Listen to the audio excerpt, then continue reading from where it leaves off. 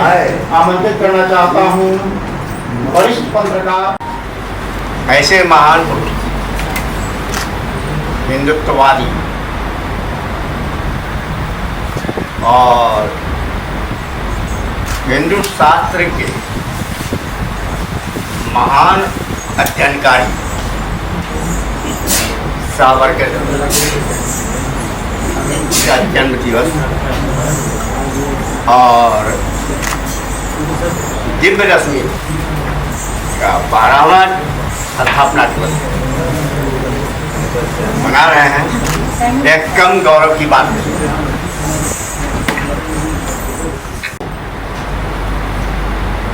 सठिया गए और प्रसंग क्या था?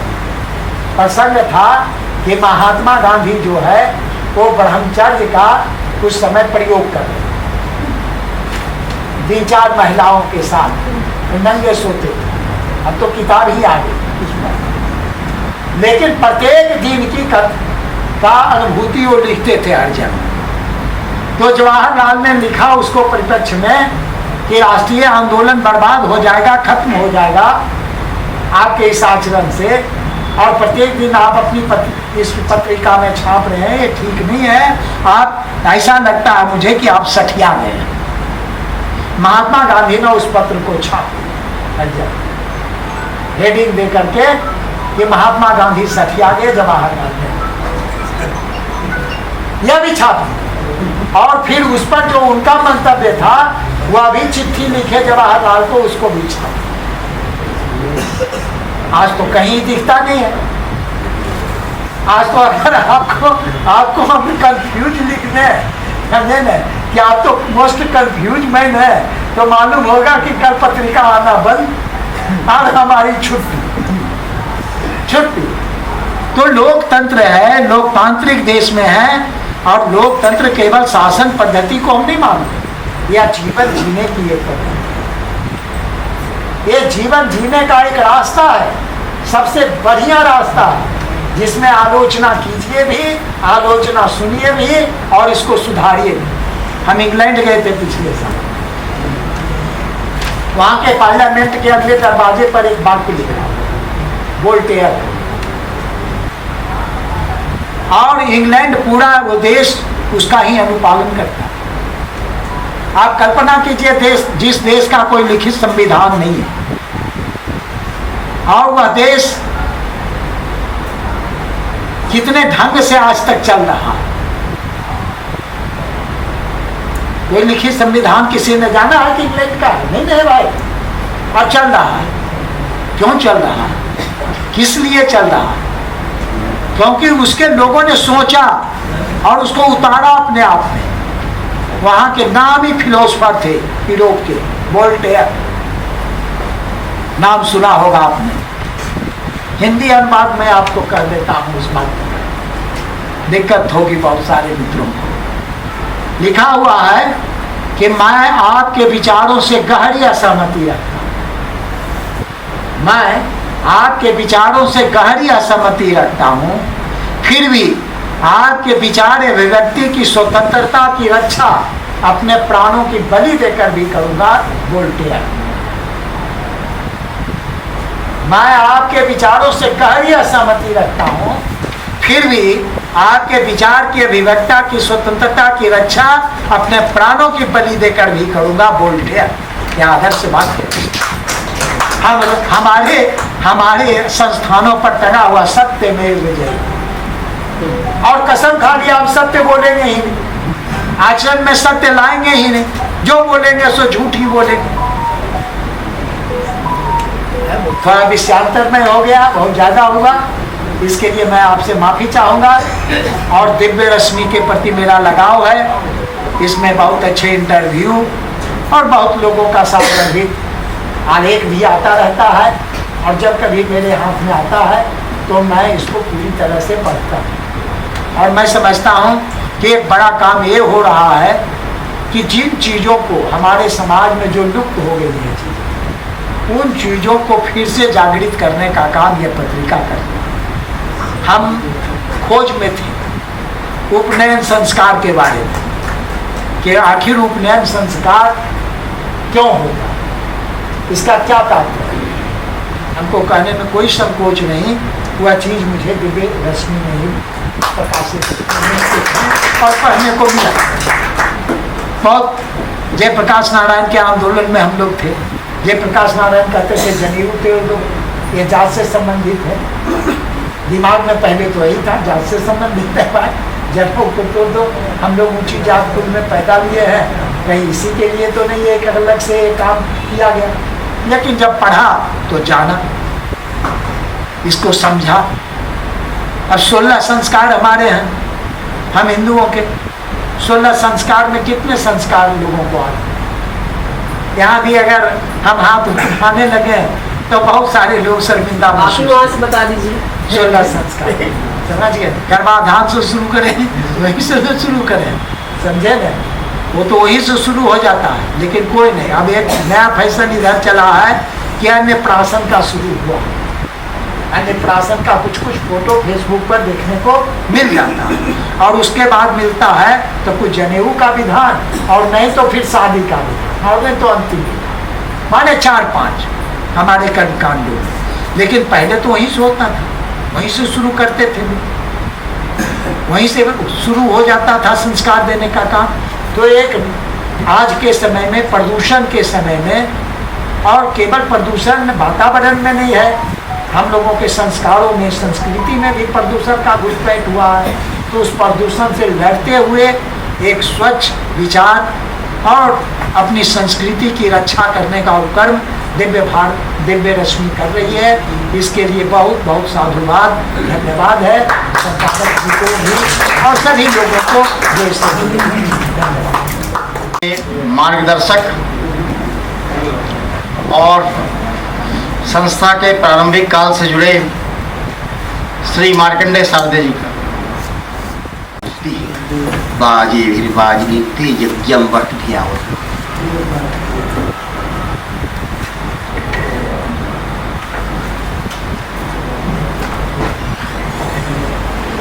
इस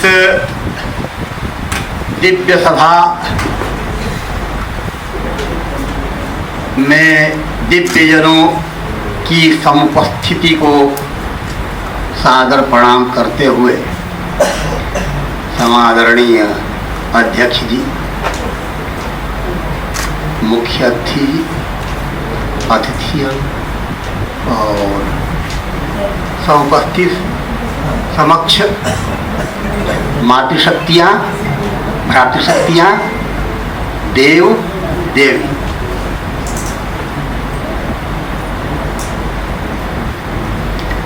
दिव्य रश्मि अपने आप में दिव्यता का परिचायक है। रश्मि अपने आप में रश्मि है, प्रकाश है, दिव्यता है, उसमें भी है। लेकिन लगता है कि जो गले में फांस है, यही रश्मि है। काहे कि रश्मि का अर्थ तो किरण है ही। वेदों के अनुसार अश्व की जो घोड़े का जो लगाम है वह भी रश्मि है, और यह जो रूप में दिया गया है यह भी है। और दिव्यता तो दिव्यता है ही, वह भी प्रसार ही है। दिव्य भव दिव्यता, दिव्य भव दिव्यम, तो वह भी दिव्य मनोज्ञता, प्रसन्नता, भावुकता, आह्लादता से लेकर के जौ से लेकर हरिचंदन तक की बात आ जाती है। पत्रिका की बात की जाए तो दिव्य है, रश्मि है, दिव्य भी है, रश्मि भी है, और दोनों की समन्विति हो जाने के कारण इसका सुगंध बढ़ती है। जहाँ तक बात है कि यह 12 वर्षीय पत्रिका हो गई है, यह पालनकर्ता, पोषणकर्ता और अभिभावक जो समादरणीय राकेश दत्त जी हैं, इनकी ऊर्जा और इनके साथ जो जुड़े हुए हैं पत्रकारिता जगत के जो लोग हैं, तिल तिल कर जल जल करके जो कार्य कर रहे हैं, जो दे रहे हैं, जो बढ़ा रहे हैं, जो आगे बढ़ा रहे हैं, वह बहुत बड़ी उपलब्धि है, बहुत बड़ा त्याग है, बहुत बड़ा समर्पण है। पत्रिका और छोटी पत्रिकाएं और पूंजीपतियों के यहाँ से जो पत्रिकाएं नहीं निकल पाती हैं, उनका जीवन अल्पायु बालक की तरह ही होता है। वह कब काल कौलित हो जाए कहना कठिन है, यह मुझे भी अनुभूति है। एक पत्रिका मैंने भी 87 में निकाली थी और 3 अंक निकलते निकलते वह टे बोल गई।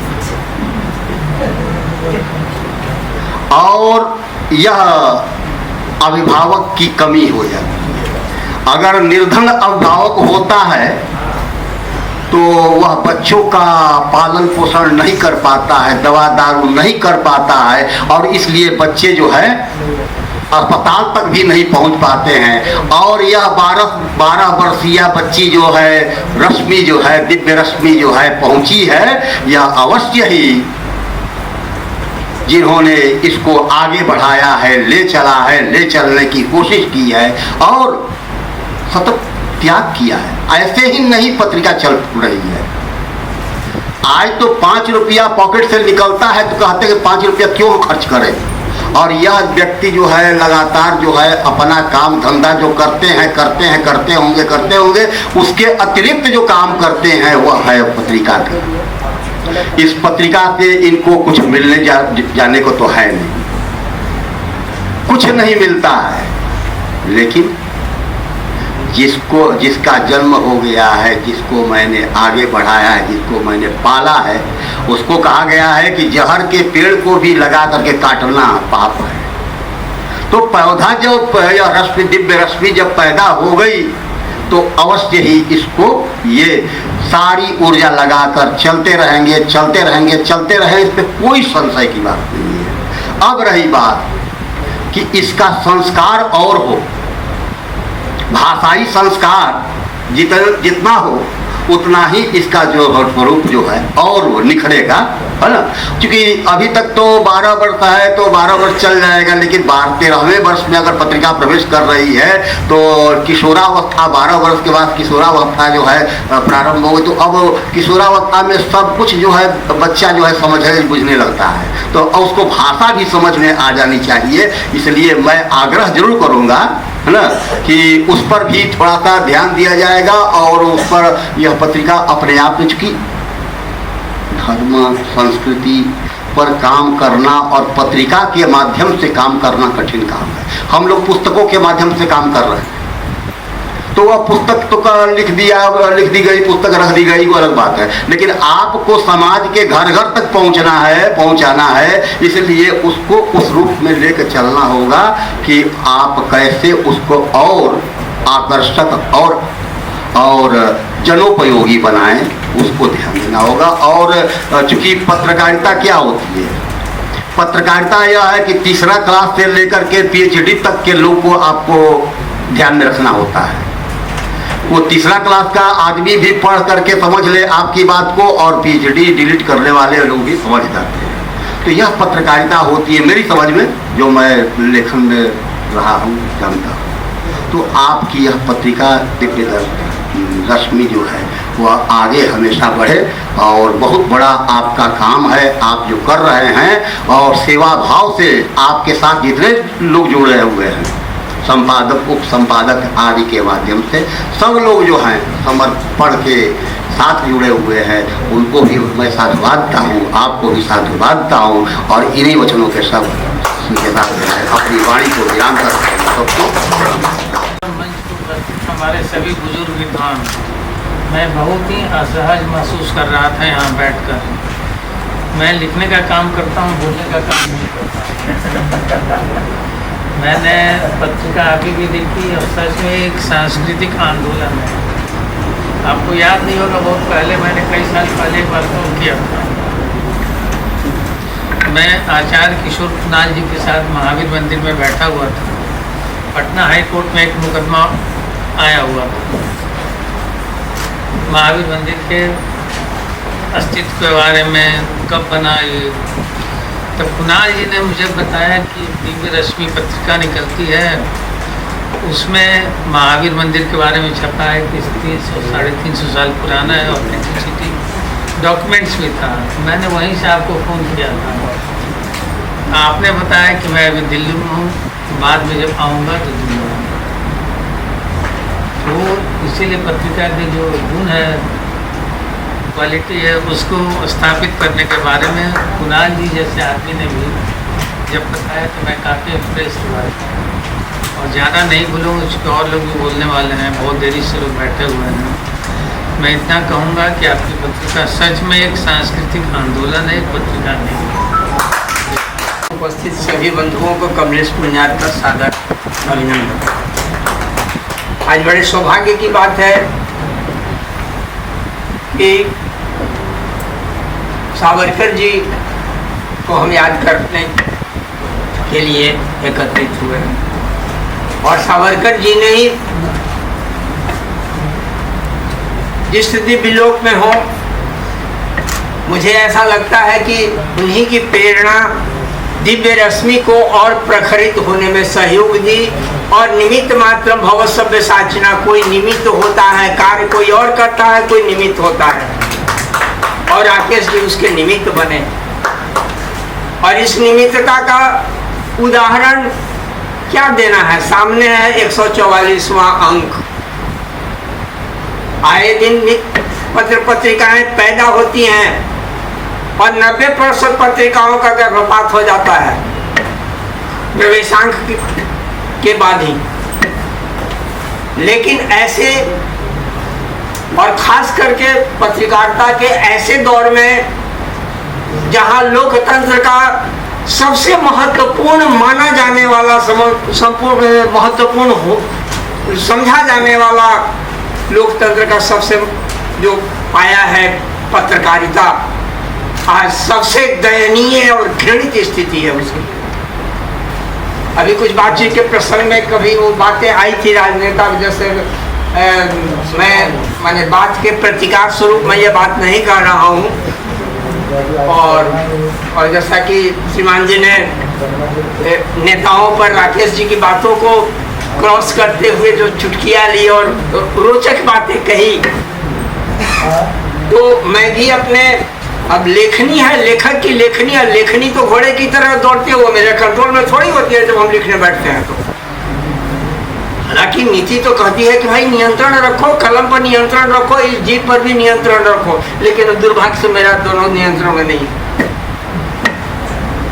मैंने राजनीति के विषय में कई बार मैं अपने आर्टिकल में लिख रहा हूँ कि कहीं आप अनजान जगह पर रास्ता भटक गए हो या किसी संकट में पड़ गए हो और संयोग से वहाँ दो चीजें आपको आपके सामने मिलती है, एक नेता मिलता है और एक वेश्या मिलती है।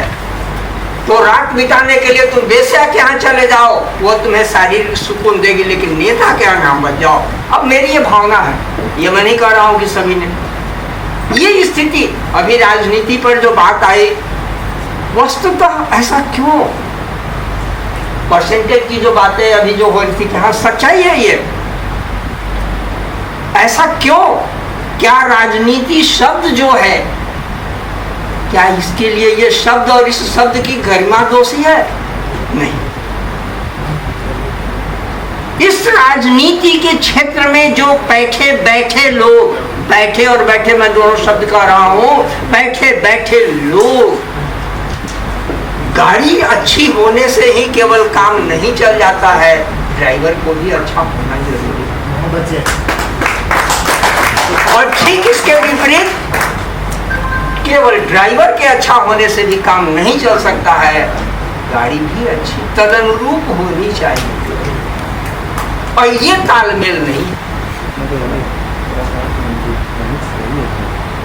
इस विकट दौर में 12 वर्षों की यात्रा करना, पिछले प्रसंग में इसमें स्थापना दिवस समारोह, उस समय पौगंडावस्था की बात हुई, उस समय की बात कि ये अब 12वां वर्ष है। पौगंड कहते हैं 8वें वर्ष में पौगंड की अवधि समाप्त हो जाती है, ये 12वां वर्ष है।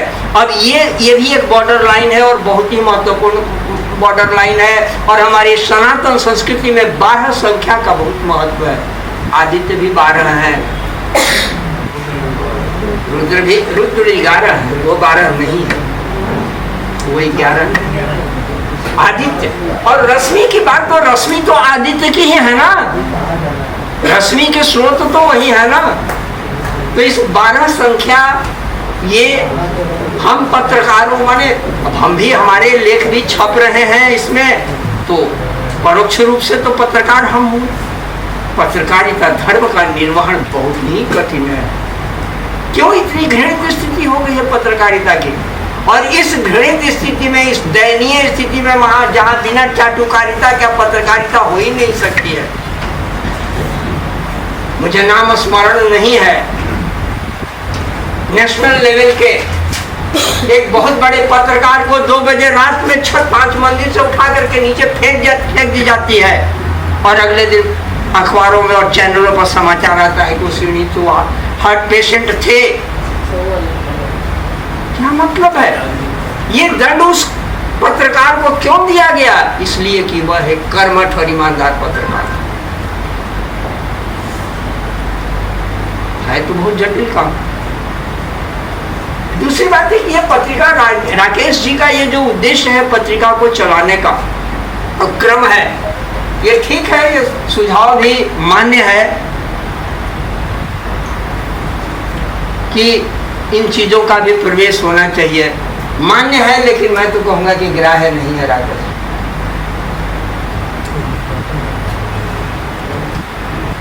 आप जिन बिंदुओं को लेकर के धर्म अध्यात्म में पिछले कुछ अंकों, एक आज कुछ पहले जो मैं आपको कुछ हेडिंग पर संशोधन की जो बात की, ये सब इसको हटाइए और इसको जोड़िए, ये रखिए। जो मेरा मूल उद्देश्य है, एक पत्रिका अभी सारी, और उसमें खेल भी हो, माने अभी जो भी बाजार में प्राय पत्रिकाएं हैं, कुछ इन्हें गिने अपवादों को छोड़ करके, तो वो पत्रिका नहीं है, वो बाजार की खिचड़ी है। और वो खिचड़ी जो ठेले पर बिक रही है, फुटपाथ पर बिक रही है, उसमें धूल कंकड़ भी हैं। पत्रिकाओं की यही स्थिति है। खेल भी होना जरूरी है, पर फिल्मी तो होना भी जरूरी है। राजनीति के बिना तो पत्रिका चल ही नहीं सकती है।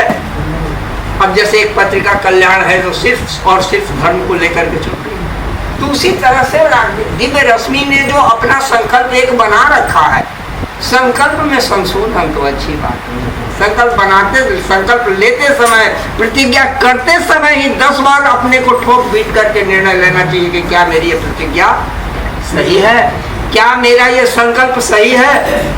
क्योंकि संकल्प और प्रतिज्ञाओं के बहुत उदाहरण, और बहुत दयनीय उदाहरण सनातन संस्कृति में उपलब्ध है, जिसमें सबसे भीष्म पितामह प्रतिज्ञाओं के डोर से बंधे हुए, अन्यथा स्थिति कुछ और होती। खैर, यहाँ प्रतिज्ञा और संकल्प पर मैं ध्यान दिलाने की बात करता हूँ। इस तरह से संकल्प को जो लेकर के चले हैं, उसका निर्वहन अनिवार्य है। अतः मैं कामना करता हूँ, अभी जो राकेश जी जैसे एक शब्द और बोले कि भाई जो जुड़ गए हैं, तो जुड़ना एक हार्दिक लगाव होता है। जुड़ गया हूँ तो जुड़ गया हूँ, और जब तक ये शरीर है, जब तक कुछ लिखना पढ़ना हो रहा है, तब तक तो दिव्य रश्मि में झांकता ही रहूंगा।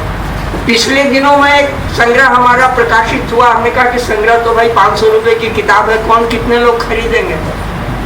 मेरा उद्देश्य था कि हमने कुछ नहीं खोया है, लंबे इतिहास को भी पलट ले, हमने और कुछ नहीं खोया है। यदि हमने खोया है तो सिर्फ हमने अपना संस्कार खोया है। बाकी सारी चीजें एज इट इज, जो के त्यों हैं, जो 5,000 वर्ष पहले थी, कृष्ण के पृथ्वी छोड़ने के समय जो चीजें थी, आज भी चीजें हैं, उनमें परिवर्तन, हाँ मॉडिफिकेशन थोड़ा बहुत उसमें हुआ, लेकिन खोया अगर मेरा है तो सिर्फ और सिर्फ संस्कार खोया है। और इसीलिए मैंने खोटा संस्कार विमर्श एक मोटी पुस्तक का प्रकाशन कराया, लेकिन इस व्यथा के साथ लेखक की अपनी एक अलग व्यथा होती है, और उस व्यथा कथा का ये लिए मंच नहीं है। मैंने संक्षेप में राकेश जी को कहा कि भाई ये मेरी बातें, मेरे विचार, अभी जैसा कि बंधु ने कहा कि यह उपनयन के विषय में जानकारी नहीं थी, संस्कारों के विषय में, तो इस दिव्य रश्मि के माध्यम से मुझे जानकारी मिली। मैंने राकेश जी को कहा कि भाई ये कैसे लोगों तक पहुंचेगी? 500 रुपए की किताब कितने लोग खरीदेंगे? इसमें कोई बड़ी बात नहीं, ये तो मेरे में लायक चीज है, ये तो मेरे लिए बहुत ही हो गया कि मेरा इत्मीनान से, और इनको माने पहले तो आशीर्वाद दूंगा, इसके बाद धन्यवाद दूंगा कि इन्होंने टुकड़े टुकड़े में 500 पेज की किताब को पत्रिका में कैसे समाइएगा, क्या कीजिएगा, कट कीजिएगा, तो मैं तो एक शब्द का भी संशोधन पसंद नहीं करता हूँ। गलती है, व्याकरण की त्रुटि है, वो बात अलग चीजें हैं, लेकिन शब्दों का ट्विस्ट रत्ती भर भी मैं संपादकीय कलम बर्दाश्त नहीं होती। इन सारी चीजों पर नहीं, कुछ कोई दिक्कत नहीं, मैं इसको एडिट कर लूंगा अपने ढंग को समाज, और एकदम क्रमशः। कितना दिन लगा राकेश जी? और लगभग अब वो पूरा होने वाला है, अंत्येष्टि तक पहुंच गया है। अंत्येष्टि अंतिम पुस्तक जब प्रकाश में आ गई तो कुछ लोगों ने मुझसे, जिनके पास मेरे व्हाट्सएप नंबर वगैरह है या जो सोशल मीडिया से जो हमसे डायरेक्ट जुड़े हुए हैं, तो उन्होंने हमसे सवाल उठाया कि भाई इतनी अच्छी चीज आप तैयार तो कर लिया और उसमें मुख्य आप श्राद्ध जैसे विषय पर आपने चर्चा नहीं की। अब तो मैं सिर पकड़ लिया कि अंत्येष्टि पर ही पुस्तक को समाप्त नहीं किया। मतलब कि ये आदमी, हम तो देखने से और बातचीत से समझने से तो लग रहा है कि भाई बहुत आदमी जानकार है, ये सवाल हमसे ये कर रहा है और हमको याद दिला रहा है कि इतना इम्पोर्टेंट चीज छूट गया इस आपकी इस पुस्तक से, मेरी पुस्तक की खामियां निकल रहा है। हाँ कि बंधु, एक सवाल है आपसे, क्या श्राद्ध भी संस्कार में आता है क्या? अरे भाई, संस्कार तो गर्भाधान से शुरू होता है और अंत्येष्टि पर समाप्त हो जाता है। 40 और 48 संस्कारों में संस्कारों का क्रम हमेशा उठा पटक होता है, दाह संस्कार कहते हैं। बस वही अंत्येष्टि। वही मैं कह रहा हूँ कि मेरी पुस्तक अंत्येष्टि संस्कार पर ही समाप्त हो चुकी, तब उन्होंने सवाल उठाया। तो ये संस्कार मेरा खोया है, और अब इससे संस्कार की बहुत व्यापक अर्थ में बहुत और चीजें हैं। सारी चीजें जो कर रहे हैं वो भी हम उल्टे पलटे अंदाज में किए जा रहे हैं। तो उन संस्कारों को, मेरे विचारों को आप तक पहुंचाने का श्रेय तो राकेश जी को, और दिव्य रश्मि इसी तरह से अपनी रश्मियां निरंतर बिखेरती रहे, इस कामना के साथ ही अनुमति चाहूंगा, समय को ध्यान में रखते हुए। भारत माता के सपूत वीर सावरकर जी का जन्मदिन है और इस तिथि को उन्होंने चुना है। मैं दिव्य रश्मि से लगभग 4 वर्षों से जुड़ी हुई हूँ, लेकिन मुझे पता नहीं है कैसे मुझे इन्होंने जोड़ा, क्यों जोड़ा, लेकिन बहुत ही अच्छा लगा और धार्मिक आलेख पढ़ने को मिलता है तो बहुत ही अच्छा लगता है। आज 12वें वर्ष में दिव्य रश्मि प्रवेश कर रही है। इसके पावन मंच पर उपस्थित सभी विद्वतजन को मैं नमन करती हूँ, प्रणाम करती हूँ। और दिव्य रश्मि मैं भी एक पत्रिका निकालती हूँ, मैंने भी जान दिया है, उसका नाम है स्वर्णिम वसुंधरा। महिलाएं उसमें छपती है, लेकिन क्या स्थिति होती है, छोटी पत्रिका है, क्या स्थिति होती है मैं अच्छी तरह जानती हूँ।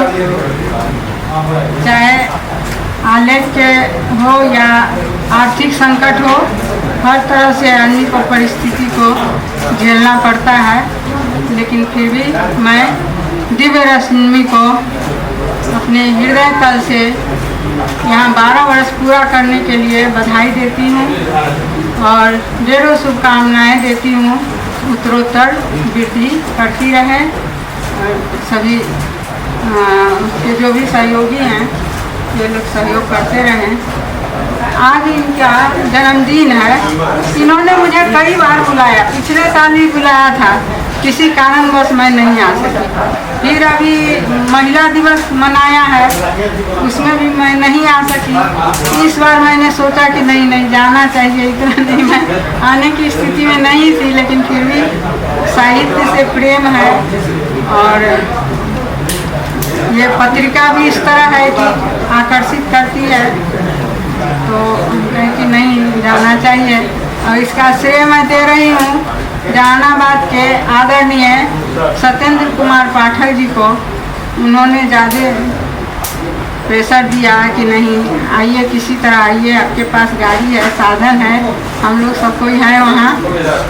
चलिए ठीक है, आप लोग का दर्शन कर मैं धन्य हो गई। इतने बड़े बड़े विद्वानों के बीच में मुझे बोलने का अवसर मिला, मैं धन्य हो गई। और एक रचना सुना रही हूँ वीर सावरकर जी पर।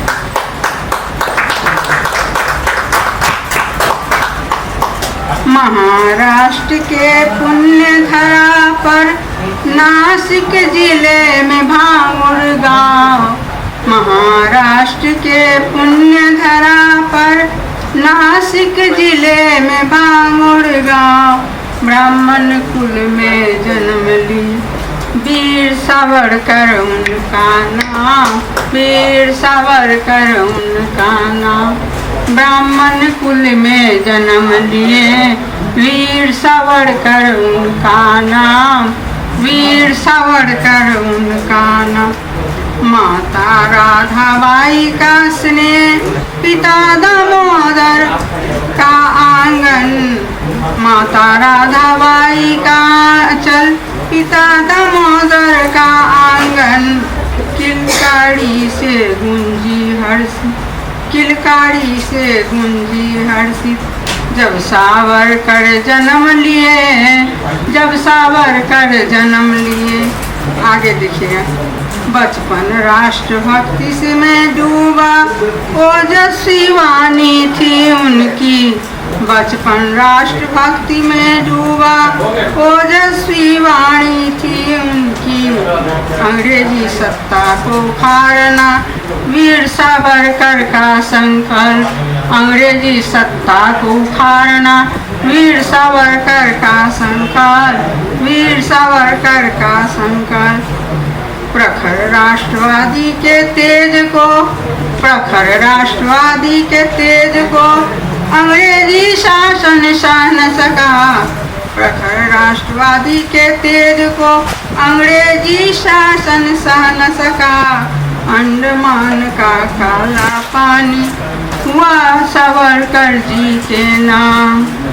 अंडमान का काला पानी हुआ सावरकर जी के नाम। बहुत दुख होता है वो जब पढ़ने को मिलता। मैं नहीं जा सकी।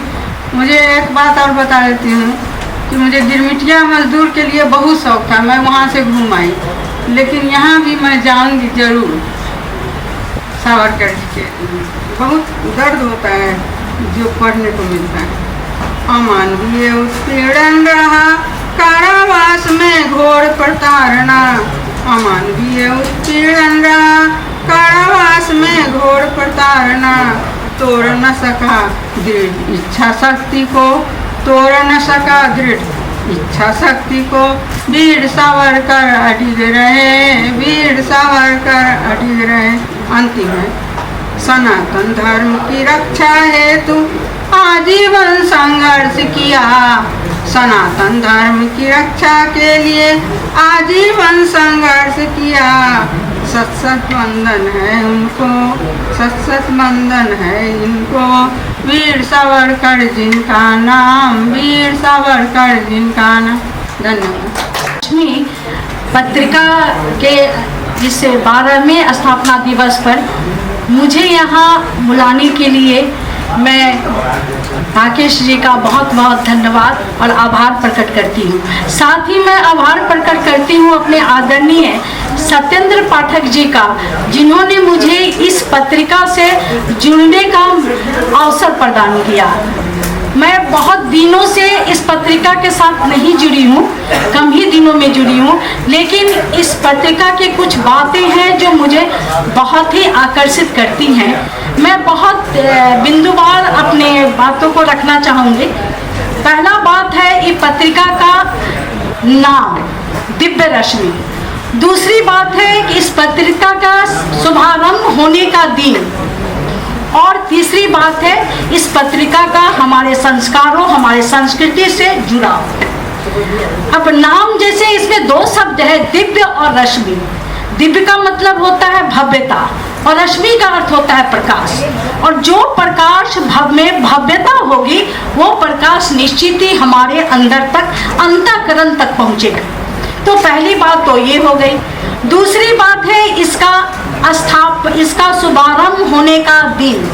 वो सावरकर के जन्म दिवस पर इस पत्रिका का शुभारंभ हुआ, जो इस बात को अपने आप में प्रमाणित करता है कि इसके पत्रिका के संपादक और इसके टीम में जितने भी सदस्यगण हैं उनमें राष्ट्रभक्ति, उनके लहू में राष्ट्रभक्ति बहती है। क्योंकि ये कहावत है कि जो लोग राष्ट्रभक्त हैं वो वीर सावरकर को राष्ट्रभक्त मानते हैं, जो गद्दार हैं वो उसे गद्दार मानते हैं। तीसरी जो इसकी सबसे बड़ी विशेषता है वो है दिव्य रश्मि पत्रिका एक पत्रिका नहीं है, एक विचारों का मंच है। ये हमारे विलुप्त होते हुए संस्कृतियों को उजागर करती है। ये हमें हमारे अपनी मिट्टी से जोड़ती है। और कहा जाता है कि हम चाहे जितना भी उड़ान भर ले, अगर हमारे कदम हमारी मिट्टी पर नहीं है तो वो उड़ान एक दिन जरूर गिरेगी, एक दिन जरूर धराशायी होगी। और दिव्य रश्मि पत्रिका हम लोगों को हमारे मिट्टी से जोड़ती है। ये हमारे संस्कृति और संस्कारों को बढ़ाती है। और शायद जैसा मेरा मानना है कि स्वतः आज़ादी के बाद हर क्षेत्र में विकास का काम हुआ, लेकिन आज़ादी के बाद नैतिक मूल्यों, संस्कार और संस्कृति के विकास पर कोई भी काम नहीं हुआ। अभी जो इतने सारे जो अमानत जो हो रहे हैं, हमारे जो सांस्कृतिक मूल्य गिरते जा रहे हैं, उसका मेन कारण यही है। और इसीलिए पत्रिका मुझे बहुत आकर्षित करती है। और मैं इसके साथ का मेरा सफ़र बहुत कम दिनों का है, फिर भी मेरे ये अंदर तक बैठ गई है। और शायद मैं जब तक मैं रहूँगी मैं इस पत्रिका से जुड़ी रहूँगी। और एक बार मैं फिर से इस पत्रिका से जुड़े लोगों को, इसके टीम के जितने सदस्य हैं उनको मैं बहुत बहुत बधाई देती हूँ कि ये पत्रिका ने इतनी अच्छी पत्रिका का आजकल, जबकि अभी ग्लैमर की दुनिया है, उसमें भी इस तरह की सादगी पूर्ण पत्रिका आपका बड़ा में बस में पड़ गया। ये एक बहुत बड़ी बात है। इसके लिए मैं सबको बहुत बहुत बधाई देती हूँ। धन्यवाद। शारदेय जी, कमलेश जी और अन्य विशिष्टजन, देवियों और बंधुओं, जब कल शाम को जोर देकर हमारे भतीजा, सो कॉल्ड भतीजा ही बोलते, हमेशा ही चाचा ही बोलते हैं, इसलिए मैं इनको भतीजा ही मानता हूँ, और इन्होंने जोर देकर कहा कि अध्यक्ष पद आप ही को संभालना है, तो मेरे दिमाग में तो वही बात है कि या तो यह इनका चतुर प्रयास है कि बीच में इतने जहाँ पर साहित्यकार और प्रखर समाज सेवी लोग आएंगे उनके बीच में मैं सैंडविच हो जाऊँ, और नहीं तो यह एक निर्मल प्रयास भी हो सकता है कि इतने प्रखर और दिव्य साहित्यकारों के बीच में मुझे आने का मौका मिले, मुझे भी कुछ सीखने का मौका मिला। मैं समझता हूँ यह इनका निर्मल प्रयास ही था।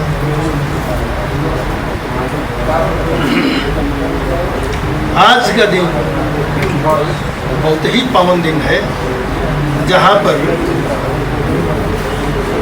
हमारे वीर सावरकर, विनायक दामोदर सावरकर का जन्म हुआ, और इस दिन ही इस पत्रिका दिव्य रश्मि का शुभारंभ है। ये दिन का चयन वास्तव में स्वागत योग्य है, और मैं तो यही सोच रहा हूँ कि अपने अध्यक्षीय भाषण में क्या कहूँ, इस पत्रिका के बारे में बोलूँ जिस पत्रिका से मैं कुछ दिन से जुड़ा हूँ, कुछ साल से जुड़ा हूँ, लेकिन मेरा कोई कंट्रीब्यूशन नहीं है, या मैं वीर सावरकर के बारे में बोलूँ कृपया शांत रहे आप लोग। कि जिनका आज जन्मदिन है, वास्तव में कुछ विषयों पर से या कुछ विषयों पर मैं इनसे एक अलग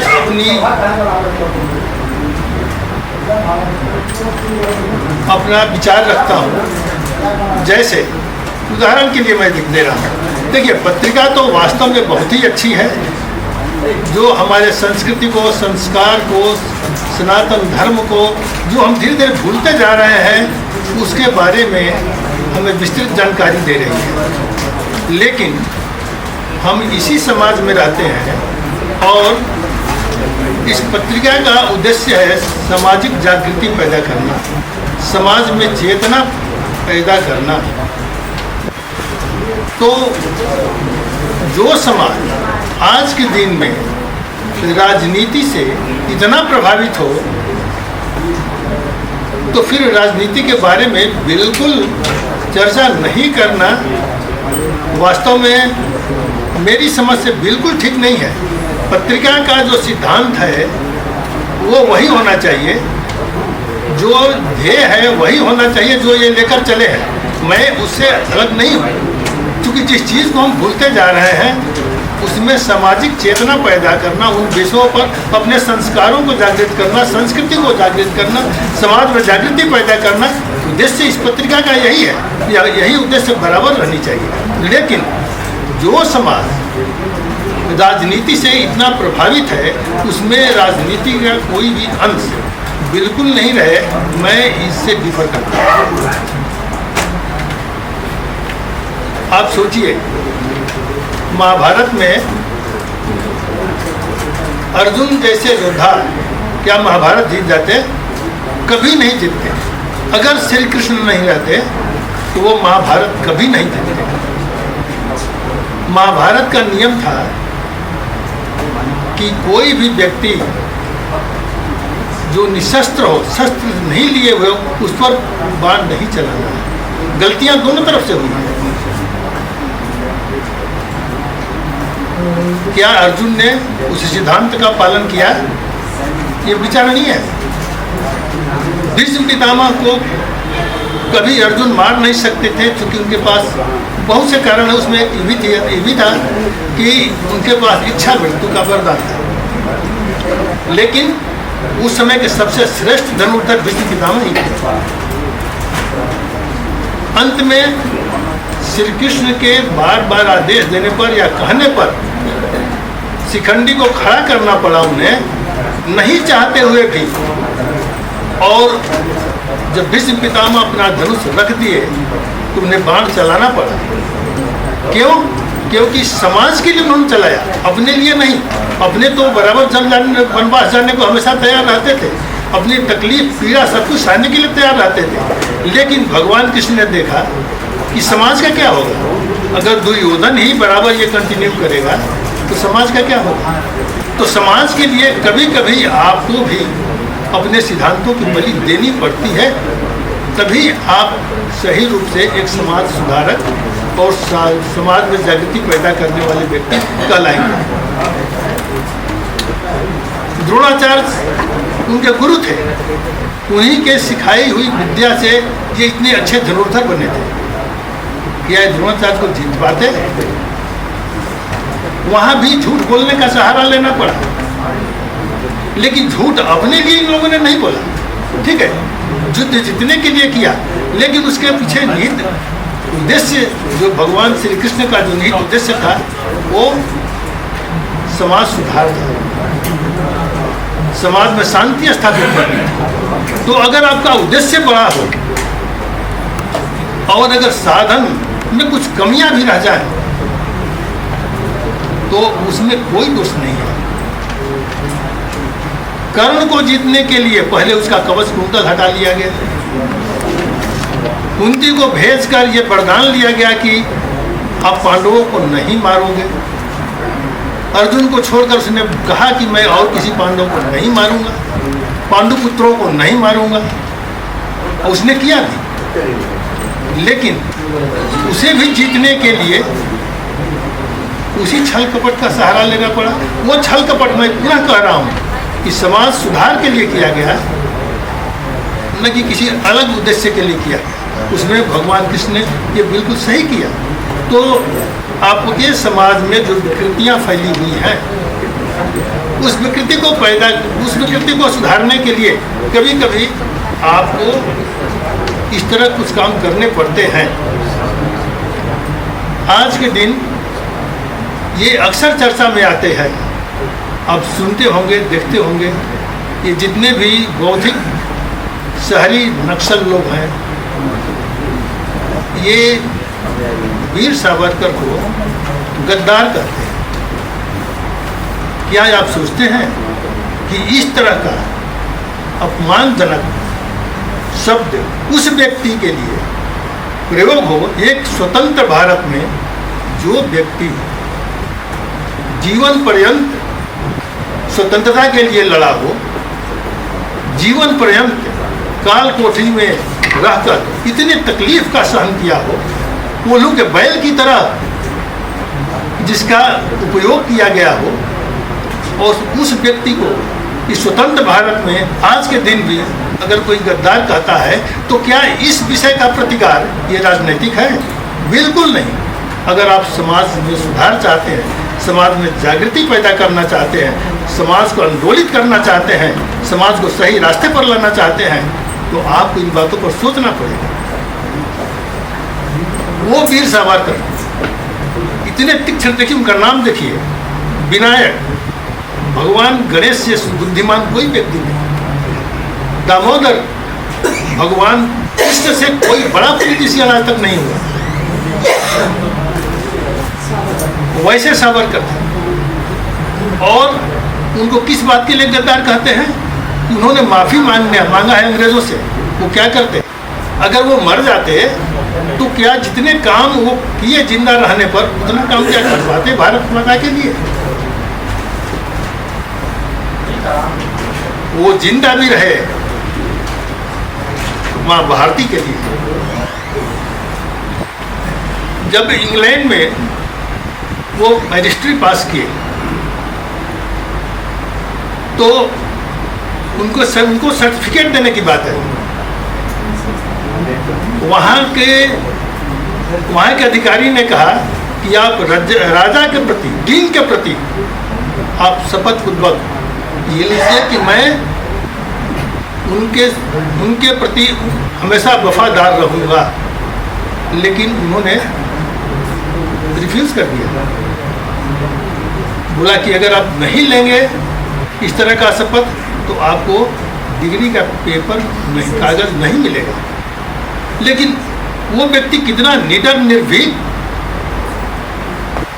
और साहसी थे कि उन्होंने कहा कि मैं यहाँ पर पढ़ने के लिए, ज्ञान अर्जित करने के लिए आया था, वो मैंने कर लिया। इस कागज के टुकड़े के लिए नहीं आया था। वो चाहते तो अपना कैरियर बढ़ा सकते थे। उसमें इंग्लैंड से, लंदन से मैजिस्ट्री पास करके और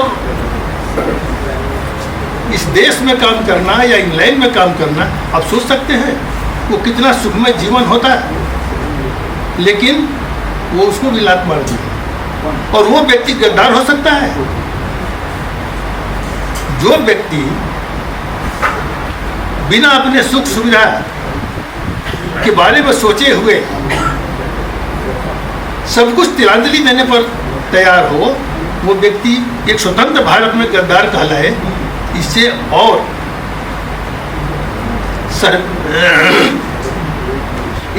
शर्म की बात क्या हो सकती है? आप सोचिए, नासिक जहाँ पर वहाँ के कलेक्टर का जैसे भी हुआ वो मार दिया गया, उनको जेल हुआ, उन्हें जहाज पर लंदन से भारत लाया जा रहा था। वो जानते थे कि हमें आजीवन कारावास होगा या मृत्यु दंड मिलेगा, सब कुछ जानते थे। लेकिन उसके बाद भी उन्होंने भागने का प्रयास किया और समुद्र में कूद गए। अब सोच सकते हैं कि बाथरूम में जाने के बाद हाथ का हथकड़ी वगैरह खुलवा लिए कि बाथरूम जाना है, लैट्रिन जाना है, खोलना पड़ा उन लोगों को। और कितनी बुद्धिमत्ता देखिए उस व्यक्ति की कि दूसरे कारण से हथकड़ी नहीं खुल सकती थी, वो खुलवाया, ये कहकर कि हमें लैट्रिन जाना है। और वहाँ से समुद्र में छलांग लगाने छोटे से होल के थ्रू, जिसमें पूरा उनका देह हाथ छिल गया हो। और जो आदमी छिला हुआ चमड़ा समुद्र में लेकर तैरेगा, तो आप सोच सकते हैं कि कितना वो खारा पानी रहता है, कितनी उसको पीड़ा हुई होगी। और अंत में फिर वो पकड़ा गया। इतना दर्द, इतनी व्यथा, इतनी तकलीफ सहने के बाद भी जो व्यक्ति इस देश के लोगों के द्वारा गद्दार कहा जाए, या इस देश के लोगों को बर्दाश्त करने की चीज़ है। और आप कहें कि हमारी पत्रिका तो एक ऐसी पत्रिका है जो किसी राजनीतिक विषय को टच नहीं करेगी, स्पर्श नहीं करेगी। क्यों? क्या ये ज्वलंत विषय या ज्वलंत प्रश्न देश के लिए जरूरी नहीं है? इसका जवाब देना क्या जरूरी नहीं है? वैसा व्यक्ति क्या गद्दार हो सकता है? अब आप कह सकते हैं कि फिर उन्होंने माफ़ी क्यों मांगी। मैं आज इसलिए बोल रहा हूँ, इस बात पर ज़्यादातर जोर देकर इसलिए बोल रहा हूँ क्योंकि ये आज का ज्वलंत विषय है। आज उन्हीं का जन्मदिन है और मुझे उद्वेलित करता है इन बातों को बोलने के, जो मेरे अपने विचार हैं, मैं वो बोलना चाह रहा हूँ आपके पास। ये सोचना आपका काम है। जो व्यक्ति काल कोठरी में बंद हो, कोल्हू बैल की तरह कोल्हू चलाकर तेल निकालता हो, इसे देश का क्या भला होने वाला था? देश का कोई भला नहीं होने वाला था। वो कोयले से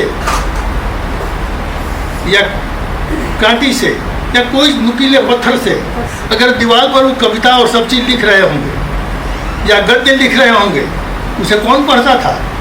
देश के लोग पढ़ने नहीं जाते उसको। और ना वो आज उससे कुछ भला होने वाला था।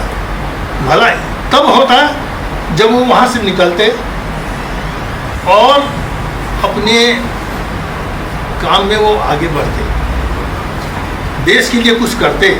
और बैरिस्ट्री भी जब पास की, उन्हें पता था कि कानूनी रूप से अगर मैं माफ़ी मांग लेता हूँ तो सरकार मुझे छोड़ देगी, अंग्रेज मुझे माफ़ कर देंगे। नहीं भी माफ़ करेंगे तो कम से कम यहाँ से तो निकाल देंगे। रत्नागिरी में जब वहाँ से निकाल कर आए माफ़ी मांगने के बाद, तो उन पर अंग्रेज़ों का एक तरह से पहरा था। वो देख रहे थे कि ये कुछ कर रहे हैं कि नहीं कर रहे हैं, और कर रहे हैं तो क्या कर रहे हैं, मेरे विरुद्ध कौन सी साजिश रच रहे हैं। और इसके बावजूद भी वो व्यक्ति अपना काम कर लेता था। जो विलियम कर्जन को गोली मारने वाला मदन लाल धिंगरा जब उनसे मिलने के लिए गए सावरकर से, तो अंत में उन्हें भी जेल हुआ, अंत में बेचारे उनको पनिशमेंट मिला, वो अलग बात है। जब वो उनसे मिलने के लिए गए तो वीर सावरकर ने यही पूछा कि क्या तुम देश के लिए जान दे सकते हो? उन्होंने कहा कि बिल्कुल। और उन्होंने कहा कि तुम अपना पृथ्वी पर, जमीन पर हाथ रखो, और ऊपर से सुआ गड़ा दिया। चुभाया इसलिए नहीं कि वो उसे घृणा करते थे, चुभाया इसलिए कि ये उसे बेहद प्रेम करते थे, चुभाया इसलिए कि यह व्यक्ति जो कह रहा है वो माँ भारती की सेवा कर सकता है या नहीं। सुआ गलाने के बाद भी जब मदन लाल धिंगरा से आह तक नहीं निकली तो उन्हें विश्वास हो गया यह व्यक्ति इस लायक है। दोनों के आंसू गिरे।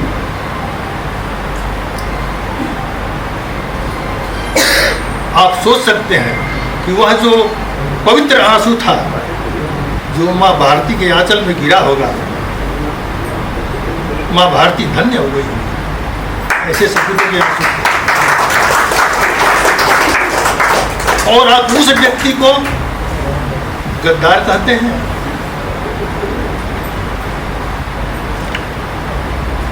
मैं ज़्यादा कुछ नहीं कहना चाहता हूँ, समय का अभाव है और मुझे लगता कुछ ज़्यादा ही बोल गया। लेकिन मैं ये बात जरूर कहूँगा कि यह सरकार के भी सोचने का विषय है, आप लोगों के भी सोचने का विषय है और हमारे दिव्य रश्मि जो वास्तव में दिव्य रश्मि है क्योंकि इसका शुभारंभ ही एक प्रकाश पुंज वीर सावरकर के जन्मदिन से शुरू हुआ है। तो मैं चाहूँगा कि पत्रिका आगे बढ़े, अपने बहुआयामी उद्देश्य को पूरा करे, लेकिन इस पर विचार करे कि कुछ ऐसे विषय जो वास्तव में समाज को, देश को ज्वलित करते हैं, क्या उस पर जवाब देना ये राजनीति है। धन्यवाद। कविता बोलने जा रही हूँ हमारे आराध्य श्री कृष्ण भगवान को लेकर। ना तो रंग है, ना रूप है, ना गुणों की कोई खान है। ना तो रंग है, ना रूप है, ना गुणों की कोई खान है, फिर शाम कैसे शरण मिले इस सोच में मेरे प्राण है। न तो रूप है, ना रंग है, ना गुणों की कोई खान है, फिर शाम कैसे शरण मिले इस सोच में मेरे प्राण है। नफरत है उन्हें जिनसे सदा, नफरत है उन्हें जिनसे सदा, उन्हें अवगुणों में मैं हूँ घिरा। है कुटिलता है, अहम भी है कुटिलता है, अहम भी है, छल भी है, अभिमान भी, फिर शाम कैसे शरण मिले इस सोच में मेरे प्राण है। एक आसरा है तो है यही, एक आसरा है तो है यही, क्यों करेंगे मुझ पे कृपा नहीं। एक आसरा है तो है यही, क्यों करेंगे मुझ पे कृपा नहीं। एक दीनता का बिंदु में, एक दीनता का बिंदु में, वो कृपालुता के निधान है, फिर शाम कैसे शरण मिले इस सोच में मेरे प्राण है। फिर शाम कैसे शरण मिले इस सोच में मेरे प्राण है। धन्यवाद जी। डॉक्टर सुबोध नहीं है। परम आदरणीय आज के इस कार्यक्रम में मंचासीन हमारे पिता तुल गार्जियन स्वरूप मंच पर विराजमान और इस पत्रिका के संपादक महोदय बहुत अच्छे ढंग से इस पत्रिका को सुसज्जित किए हैं और अच्छे वक्ता और अच्छे लोगों को इससे जोड़े हैं। इसमें और आदमी को जोड़ करके और आगे बढ़ाने की ज़रूरत है, क्योंकि इस पत्रिका का संपादकीय अंक पढ़े हैं, आज ही तो पढ़े हैं, पहला दिन हमारे लिए है। हम जानते थे कि ये हमारे भी दोस्त सुबोध जी हैं, ये दोनों पहले से जुड़े हुए हैं, लेकिन इसको हम बढ़िया से अध्ययन नहीं कर पाए थे। अभी बैठे कुछ पढ़े हैं। इस सभागार में उपस्थित हमारे तमाम बड़े भाई, छोटे भाई, तमाम माता एवं बहन, आप सभी को मैं डॉक्टर सुबोध कुमार सिंह अपने तहे दिल से हार्दिक अभिनंदन करता हूँ, क्योंकि मैं चिकित्सा के क्षेत्र से हूँ और निश्चित रूप से हमेशा सोशल वर्क में काफ़ी एक्टिव रहना चाहता हूँ। हमें सुबोध जी ने आमंत्रित किया था, मैंने तुरंत स्वीकार किया, ये निश्चित ही हम आएंगे और आज आपके बीच आकर के दो शब्द बोलने का मौका जो हमारे संपादक महोदय ने दिए हैं, इनको हम आभार व्यक्त करते हैं। आज का दिन जो है बहुत ही ऐतिहासिक है, क्योंकि एक महान स्वतंत्रता सेनानी जो वीर सावरकर जी थे, उनके जयंती समारोह के शुभ अवसर पे आपके इस पत्रिका का स्थापना की गई थी आज ही के दिन, और आज ही के दिन आपका पत्रिका स्थापन हुआ और आज ही के दिन उनका जयंती मनाया जा रहा है। ये बहुत ही अपने आप में एक अजूबा बात कहा जा सकता है। तो इस तरह से हमेशा आप लोग इस पत्रिका को और आगे बढ़ाइए, हम भी इसमें सहयोग स्वरूप आपके साथ शामिल हो जाऊंगा। वीर सावरकर जी के बारे में हमने इतिहास में पढ़ा था, चूंकि मेरा भी एंशिएंट इतिहास विषय रहा था, तो काला पानी से संबंधित उनको सजा हुआ था, तो हमको बहुत दिन से अभिलाषा था कि काला पानी क्या होता है, कहाँ होता है, कैसे होता है। उसका डिटेल्स जानने के लिए हम पोर्ट ब्लेयर गए थे। अंडमान निकोबार में उनका जेल का हम भौतिक सत्यापन किए, घूम घूम के हर जगह देखे, किस कारागार में वो थे वो उसको भी हम अवलोकन किए। और निश्चित रूप से वो ऐतिहासिक जगह है, हम सभी लोगों को वहाँ जाना चाहिए। जाने से बहुत ही बुद्धि का विकास होता है और ऐतिहासिक धरोहर है वो मेरा। तो उनका जन्म जयंती समारोह है, उनको मैं पुष्पांजलि अर्पित किया हूँ। बोलने का इजाज़त कम है, नहीं तो हमको ज़्यादा बोलते हैं, आदत है पड़ा हुआ बोलने का। लेकिन आप लोग से नया नया रूबरू हुए हैं तो सभी लोग उसे अवगत भी नहीं हैं। तो हम इस पत्रिका को तहे दिल से अभिनंदन करते हैं, उज्जवल भविष्य की कामना करते हैं। आप तमाम, ये दो सुबोध जी उप संपादक हैं इसमें, एक सुबोध सिंह राठौर, एक सुबोध कुमार सिंह है।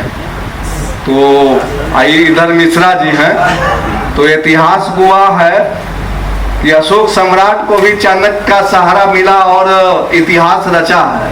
तो ये निश्चित रूप से इस पत्रिका का ये दो दायां हाथ और बायां हाथ यदि मजबूत रूप से मिश्रा जी आगे बढ़ाएंगे तो ये पत्रिका सबसे ऊपर पौधान पे रहेगा। और पत्रिका में तो विज्ञापन की जरूरत पड़ता है, क्योंकि हर चीज को आगे बढ़ाने के लिए दरबो तो सरबो, जब तक पैसा का आमदनी नहीं कीजिएगा तो मुख्य रूप से विकास नहीं हो पाएगा। क्योंकि अभी सभा संपादकीय हो रहा है तो इसमें भी कुछ खर्च है, तो सभी लोग सपोर्ट कीजिए। मेरा भी बहुत भरपूर सपोर्ट रहेगा। मेरा 3-3.5 लाख मेंबर पूरे बिहार में अभी है, क्योंकि मैं ग्रामीण चिकित्सक का प्रतिनिधित्व करता हूँ। और हमारे आपके बीच में जो उप संपादक दोनों बैठे हुए हैं, बराबर कार्यक्रम में शरीक होते हैं, देखते हैं संख्या अच्छा है। हर जिला में मेरा जिला अध्यक्ष और कैबिनेट कमेटी बना हुआ है। और ऐसे राजनीतिक तो यहाँ बोलना भी नहीं है, हम बोल भी नहीं रहे हैं। हम प्रदेश जदयू में चिकित्सा प्रकोष्ठ के अध्यक्ष भी हैं, उपाध्यक्ष के रूप में। तो जब जहाँ जरूरी पड़ेगा शासन से, प्रशासन से, या हमारे जो टीम मेंबर हैं, यहाँ पटना महानगर में भी हमारा अच्छा टीम है, जब जैसा जरूरी होगा हम इस पत्रिका को सहयोग करेंगे। आप लोग भी सहयोग कीजिए। और तेजस टुडे एक न्यूज पेपर है, दैनिक पेपर, उसमें हम पूरे बिहार का उप संपादक के रूप में हम भी काम करते आ रहा हूँ। और पहले हम दैनिक जागरण में थे, पहले प्रभात खबर में थे, फिर दैनिक जागरण में आए। लेकिन कुछ अपना बिजनेस बढ़ा, अपना नर्सिंग होम यहाँ पे पटना में भी है, विराट लाइफ हॉस्पिटल, और बख्तियारपुर में हम रहते हैं तो वहाँ भी एक अपना अस्पताल है जीने खाने के लिए, राज रानी हॉस्पिटल। तो कुछ अपना काम में व्यस्त हैं, उस कारण से विशेष पत्रकारिता में रुचि नहीं ले पाते हैं, लेकिन श्रद्धा रहता है। तो चूंकि आप लोग नहीं रहिएगा तो हमारा जो भारतीय इतिहास है वो बिल्कुल जो है उस पर परत पड़ जाएगा। समय समय पर आप ही लोग हमारा जो ऐतिहासिक धरोहर है, जो क्रांति के क्षेत्र से हो या हड़प्पा कालीन हो या और प्राचीन एंशिएंट हिस्ट्री से जो भी विषय है, उसको आप ही लोग जीवित करते रहते हैं। समय समय पर अपने पत्रिका में उसको अवलोकन कर करके छापते हैं और उसका हम लोग उससे मार्गदर्शित होते हैं। तो जितने भी प्रशंसा किया जाए पत्रिका जगत का बहुत ही कम होता है, क्योंकि मनुष्य का जो दिमाग है, दिमाग का जो दर्पण है, यही दर्पण है आपका पत्रिका। तो आपसे निवेदन करेंगे, जो जितने भी संपादक हैं, संवाददाता हैं या लेखक हैं, अच्छे अच्छे विषय को इसमें पारदर्शित करें, ताकि नए जो जनरेशन आ रहे हैं उनको इसकी ज्ञान हो सके पढ़ने पर। और बहुत जो हमारे गार्जियन लोग कुछ बोल रहे थे, कुछ ऐसा विषय हमको सुनने को आया, लगा कि नहीं कुछ आए तो कुछ सीखे। अभी चले गए जो जिनको राजनीतिक पर मुंह बंद किया जा रहा था बोलने का, और उसके एवज में जो बोल दिए वो बहुत ही अच्छे अच्छे बात बोल दिए। वो अंदर से थोड़ा सा उनको भावना जग गया। जब इन्होंने ब्रेक लगाया ना तो उनको भावना जगा। उस स्थिति में जो बोले वो बहुत अच्छा बात बोले, हमको अच्छा लगा, कुछ सीखे। तो माननीय मिश्रा जी का जो भी क्रियाकलाप है बहुत ही अच्छा है।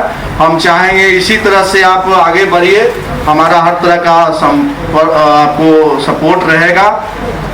और ये पत्रिका जगत से जितने जुड़े हुए हैं उनसे हम एक आए हैं तो कुछ दे देंगे, जिस लायक हम हैं उस लायक हम दे देंगे, जो भी जुड़े हुए हैं। और ये सुबोध जी हैं, मिश्रा जी का जो रिक्रूटमेंट रहेगा, हम अपना अस्पताल में उनका इलाज की जरूरत पड़ेगा तो उनको फीस नहीं लगेगा। तो यही शब्दों के साथ, चूंकि हमको और जगह जाना है, एक जगह मीटिंग है पटेल भवन में, तो हम निकलना चाहेंगे और आप लोग से विदा लेंगे। और आप लोग जो भी हैं सभी लोग को हम अपने दिल से फिर पुनः अभिनंदन करते हैं, नमन करते हैं और अपना वाणी को विराम लगाते हैं। जय हिंद, जय भारत। सवाल है? हाँ, सभी लोग इधर देखेंगे, इधर।